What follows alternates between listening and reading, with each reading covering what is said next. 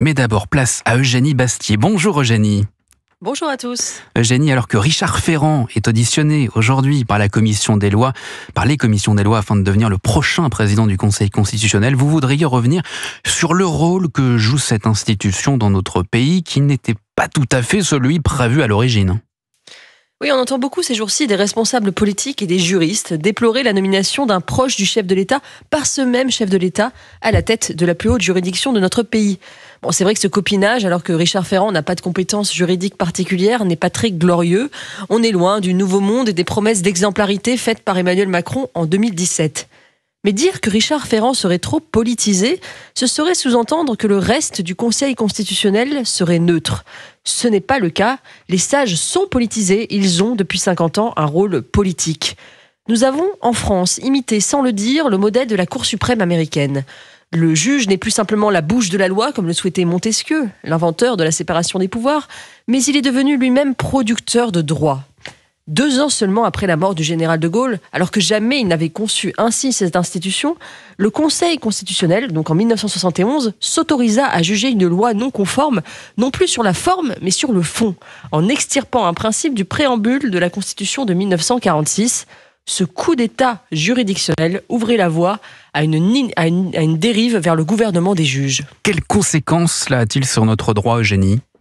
Eh bien, les sages de la rue de Montpensier s'arrogent désormais le pouvoir de censurer les lois qui ne seraient pas conformes à une interprétation extensive des droits individuels.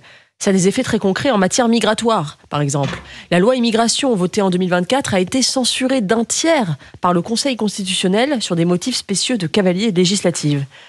Prenons un autre exemple. Vous savez que Robert Ménard risque une peine de 5 ans de prison pour avoir refusé de marier un clandestin sous OQTF.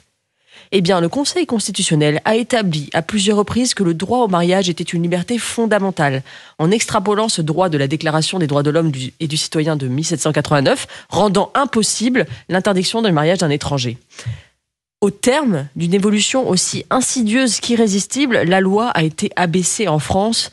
Ce sont désormais les juges qui la fabriquent, au point qu'on peut se demander désormais s'il est possible de légiférer sur l'immigration dans notre pays. Tout de même, Eugénie, le référendum est encore possible sur l'immigration, ce qui permettrait de contourner le Conseil constitutionnel.